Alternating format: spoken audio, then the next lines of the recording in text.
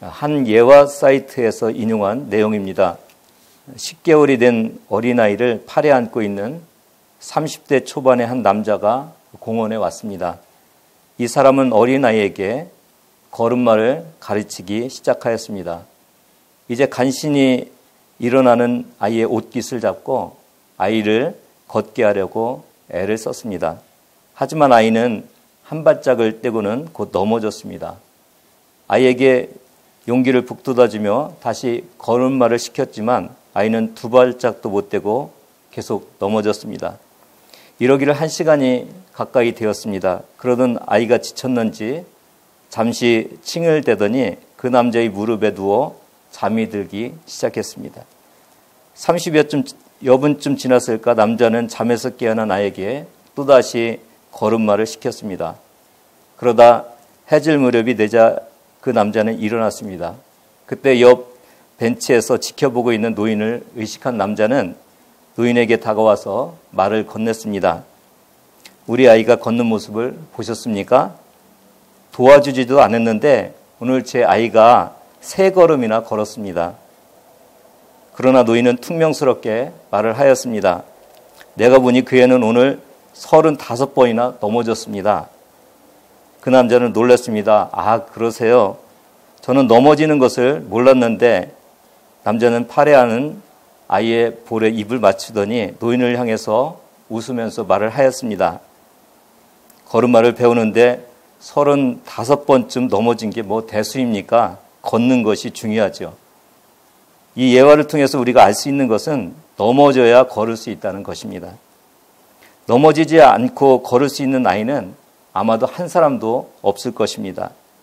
아이의 걸음마를 통해서 우리는 이런 말들을 만들어낼 수 있습니다. 실패 없이 걸음마를 배울 수 있는 아이는 없다. 걸음마를 배울 때는 실패를 통해서 배운다. 걸음마의 실패는 성공을 위한 실패다.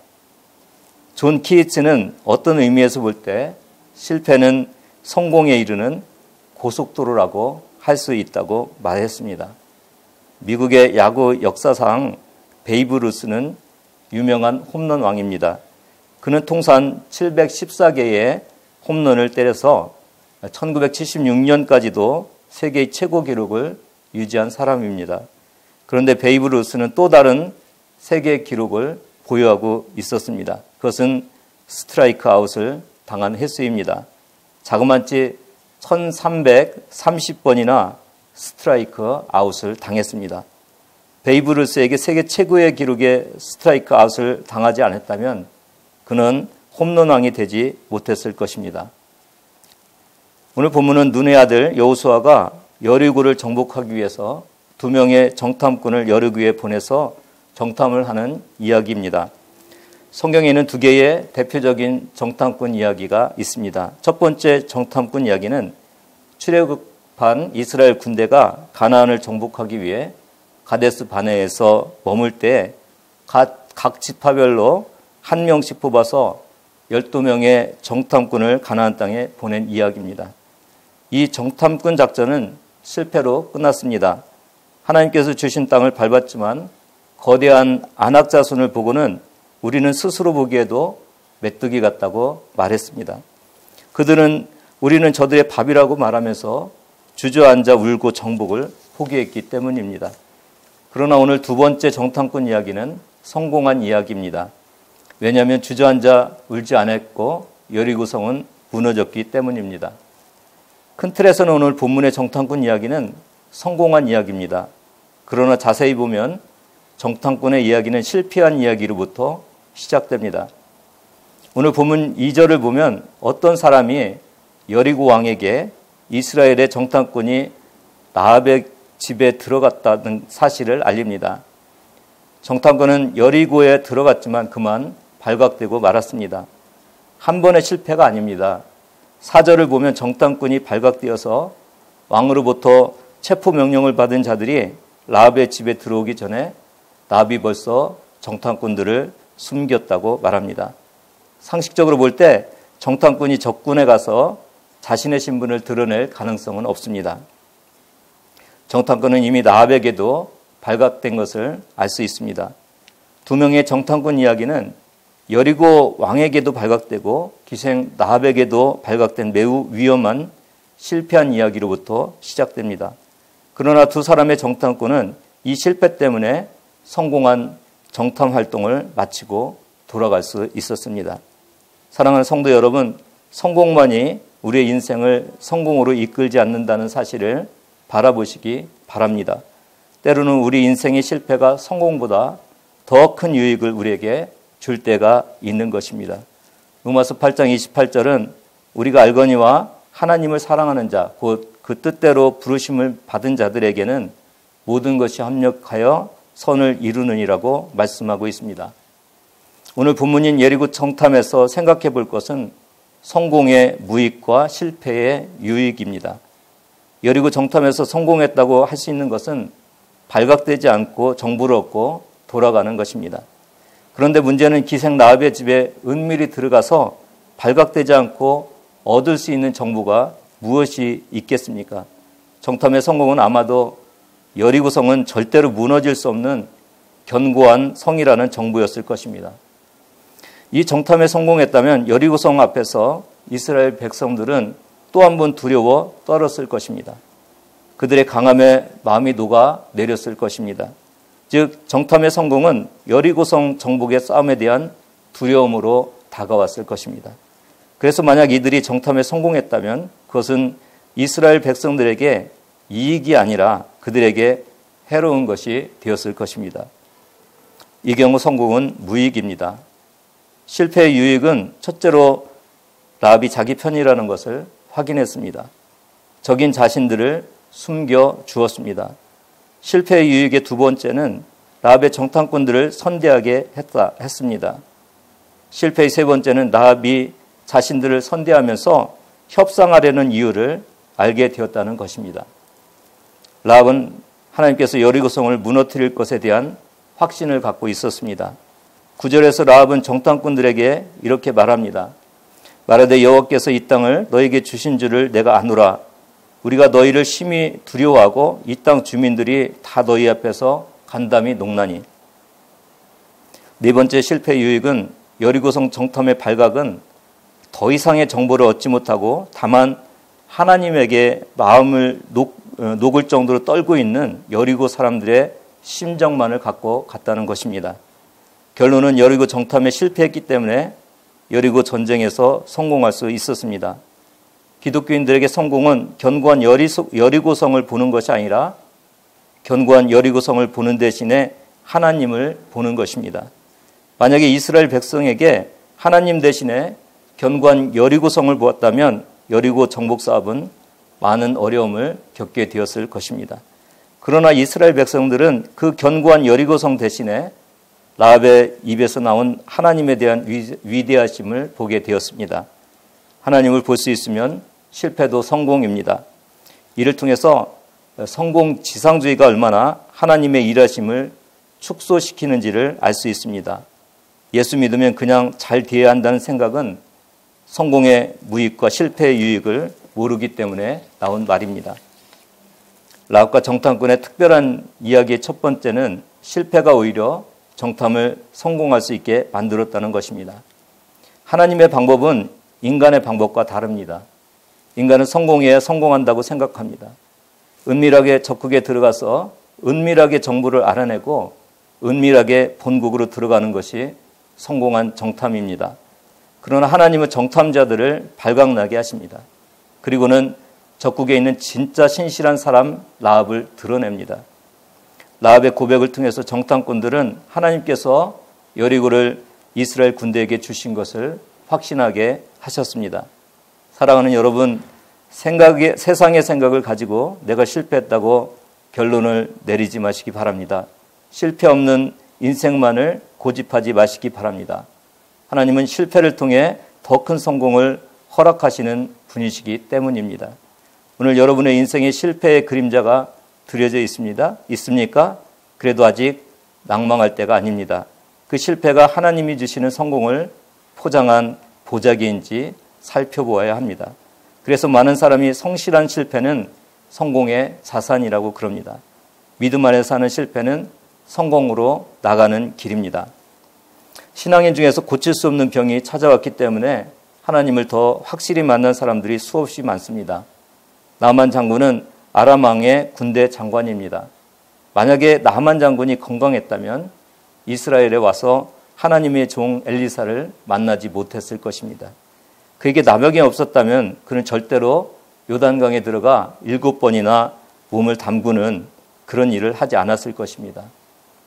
나만 장군은 당시 불치병인 나병이 들었기 때문에 오직 한 분 치료에 하나님께 나와 고침을 받는 복을 얻게 되었습니다. 나만 장군에게는 병든 것이 복입니다. 성공한 실패는 하나님을 만날 기회를 갖게 했습니다. 야곱은 형에게 쫓겨가는 신세가 되었을 때 밤에 돌베개를 메고 자는 그 처량한 실패의 자리에서 하나님을 만나게 됩니다. 그리고 하나님이 야곱을 지켜주신다는 약속을 받고 다시 돌아오게 해주겠다는 약속을 받습니다. 야곱에게 실패는 성공의 주인공이신 하나님을 만나게 하였습니다. 요셉은 애굽으로 끌려갔기 때문에 하나님과 동행하는 복을 누렸고 총리가 될 수 있었습니다. 뿐만 아니라 가족을 기근으로부터 구할 수 있었고 이스라엘을 큰 민족으로 만들 수 있었습니다. 사랑하는 성도 여러분, 여러분에게 다가온 실패를 성공으로 이끄시는 하나님을 만나시기를 바랍니다. 고난 속에서 말씀하시는 하나님의 음성을 들으시기를 바랍니다. 하나님의 사람은 실패했어도 성공한 사람이 될 수 있습니다. 아니, 오히려 실패했기 때문에 더 큰 성공을 이룰 수 있는 사람이 될 수 있습니다. 우리 인생의 인도자 되시는 하나님은 성공을 위한 실패를 이용하시는 분이십니다. 하나님이 우리에게 들려주시는 음성을 듣고 내 인생의 실패한 곳을 더듬어 살펴야 합니다. 그러면 승리의 보화가 묻혀 있다는 것을 발견하게 될 것입니다. 두 번째, 라합과 정탐꾼의 특별한 이야기는 소문을 통해 이어집니다. 한국에 들어온 복음은 세계 선교 역사를 통해서 볼 때 좀 색다른 면이 있습니다. 불신앙의 나라 한국에 선교사가 들어오기 전에 성경과 기독교인이 있었다는 것입니다. 이수정이라는 관리가 일본에 파견되었다가 예수를 믿고 들어오면서 누가복음을 한글로 번역합니다. 황해도의 서상류는 선교사가 들어오기 전에 중국에 가서 선교사를 만나고 예수를 믿게 된 크리스찬입니다. 그리고 그는 황해도 소래에 교회를 세웠다고 합니다. 이처럼 라합이 하나님을 신뢰하는 사람이었다는 것은 놀라운 일이 아닐 수 없습니다. 당시 이스라엘 백성만이 특별하게 선택받은 하나님의 사람들이었습니다. 라합은 이제 곧 멸망당하게 될 불신앙의 성 여리고 사람입니다. 하나님은 여리고 성을 무너뜨리기 위해 준비하고 계셨습니다. 이런 불신앙의 지역에서 두 정탐꾼은 하나님을 제대로 인정하는 한 사람 라합을 만나게 됩니다. 라합의 신앙은 이스라엘 백성보다 더 좋은 신앙을 갖고 있습니다. 라합은 오늘 본문 9절에서 이렇게 고백합니다. 말하되 여호와께서 이 땅을 너에게 주신 줄을 내가 아노라. 12절에서 기생 라합은 하나님을 이렇게 고백합니다. 너희 하나님 여호와는 위로는 하늘에서도 아래로는 땅에서도 하나님이시니라. 라합은 땅과 하늘의 하나님 위에 다른 하나님이 없다고 말합니다. 어떻게 하나님을 전하는 사람을 만나지 않는 라합의 입에서 하나님을 하나님으로 제대로 고백하는 일이 일어날 수 있습니까? 이 놀라운 일이 일어난 것은 바로 소문 때문이었습니다. 라합은 이렇게 고백합니다. 9절과 10절의 내용입니다. 이 땅 주민들이 다 너희 앞에서 간담이 녹나니 이는 너희가 애굽에서 나올 때 여호와께서 너희 앞에서 홍해 물을 마르게 하신 일과 너희가 요단 저쪽에 있는 아모리 사람의 두 왕 시온과 옥에게 행한 일, 곧 그들을 전멸시킨 일을 우리가 들었습니다. 기생 라합은 하나님이 하신 일을 들었습니다. 출애굽을 하는 이스라엘 백성들을 통해 일하시는 하나님의 소문은 멀리 여리고성에도 전해졌습니다. 애굽 군대가 당하는 실패는 곧 여리고 사람들이 당해야 할 실패로 받아들여졌습니다. 아모리 사람 두 왕이 전멸될 때는 여리고 사람들도 자신들이 전멸될 대상임을 알게 되었습니다. 모든 사람들은 이스라엘의 하나님 때문에 떨고 있을 때 한 사람 라합은 적국의 하나님을 자신의 하나님으로 받아들였습니다. 세상의 어떤 신도 하나님을 당해낼 수 없는 유일한 하나님이심을 알게 되었습니다. 라합의 특별한 이야기를 들으면서 소문의 위력이 얼마나 큰가를 느낄 수 있었습니다. 라합의 특별한 이야기를 들으면서 전도가 무엇인지를 알게 되었습니다. 이 시대는 이전에 어떤 시대에도 가질 수 없는 소문을 전달하는 도구를 갖고 있습니다. 그것은 인터넷입니다. 한 나라에서 일어나는 일이 순식간에 전 세계로 퍼져나가는 시대에 살고 있습니다. 인터넷을 통해 하나님에 대한 소문이 전 세계로 자연스럽게 퍼져나가게 해야 합니다. 사도행전 2장 47절은 초대 기독교인들이 온 백성에게 칭송을 받았음을 알 수 있고 그 결과로 주께서 구원받는 사람을 날마다 더하게 하셨다는 증언을 듣습니다. 로마 제국이 닦아놓은 도로망은 복음의 통로가 되었습니다. 이 시대는 그보다 더 빠른 복음의 통로가 닫혀 있습니다. 그것이 바로 인터넷입니다. 이렇게 좋은 복음의 도구가 있음에도 불구하고 한국교회는 침체기에 접어들었습니다. 왜 한국교회가 쇠퇴하고 있습니까? 왜 교인들마저도 교회를 떠나서 세상으로 향합니까? 왜 전도하기가 그렇게 힘듭니까? 교회로 다시 세상 사람들의 발길을 돌릴 수 있는 방법이 무엇입니까? 그것은 바로 교회가 하나님이 살아계시다는 소문을 나게 하는 것입니다. 성도들의 삶 속에 하나님의 소문을 만들어내는 것입니다. 여러분이 원수를 사랑하면 여러분 안에 살아계신 하나님을 세상 사람들에게 보게 해드리는 것입니다. 그런데 요즘은 교회에서 싸움의 소리만 세상으로 퍼져나갑니다. 요즘은 세상에서 저지르는 범죄가 목회자와 성도들과 교회에서 세상으로 흘러나가고 있습니다. 그래서 전도가 안 되는 것입니다. 여러분, 세상에 나가서 교회에서 있었던 좋지 않은 이야기를 세상 사람들이 듣게 하지 마시기 바랍니다. 전도가 막힙니다. 하나님께 회개해야 할 일을 세상 사람들이 들으면 안 됩니다. 많은 기독교인들이 세상의 커피집에서 교회에 덕스럽지 않은 말들을 큰 소리로 공개적으로 말합니다. 소문의 위력이 얼마나 큰가를 오늘 본문을 통해서 다시 한번 깨닫는 시간이 되기를 바랍니다. 대신에 여리고성에 들려왔던 놀라운 하나님의 기적 이야기가 세상으로 퍼져가야 합니다. 실패한 사람이 하나님 때문에 성공한 이야기가 세상으로 퍼져가야 합니다. 우리 교회는 하나님의 이야기를 계속 만들어지는 소문난 교회가 되기를 바랍니다. 여러분의 삶은 곧 하나님을 만날 수 있는 이야기가 될 수 있도록 해야 합니다. 세상 사람들이 유일하신 하나님을 고백할 수 있는 소문을 만들어내시기를 바랍니다. 그것이 전도입니다. 그것이 교회 부흥입니다. 우리 교회의 부흥은 살아계신 하나님에 대한 소문 때문에 일어나기를 바랍니다. 라합을 통해서 만날 수 있는 세 번째 특별한 이야기는 라합의 가족 구출 작전입니다. 13절에서 라합은 정탐꾼들에게 이렇게 맹세하라고 제안합니다. 나의 부모, 나의 남녀 형제, 그들에게 속한 모든 사람을 살려 우리 목숨을 죽음에서 건져내라. 이 이야기가 특별한 것은 라합은 아직 자신의 구원도 확보되지 않는 자입니다. 정탐꾼들에게 나만이라도 살려달라고 말할 수 있었습니다.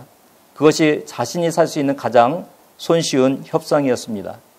그러나 라합은 협상을 더 어렵게 하는 통 큰 협상을 하고 있습니다. 그것은 나만 구원받을 수 없다는 것입니다. 내 부모도 살아야 한다고 말합니다. 내 형제자매도 구원받아야 한다고 말합니다. 거기서 그치지 않고 형제자매에게 생겨난 가족들도 구원해 내려고 합니다. 라합이 하고 있는 이는 우리를 놀라게 합니다. 교회로 말하면 아직 전도가 안 된 사람이 다른 사람을 전도하고 있는 모습입니다. 이 모습을 통해 강하게 다가오는 뭔가가 있습니다. 신앙인인 우리보다 부모 형제를 더 사랑하는 것 같기 때문입니다. 우리도 라합처럼 부모님을 구원해야 합니다. 우리도 자녀들을 죽음에서 건져내야 합니다.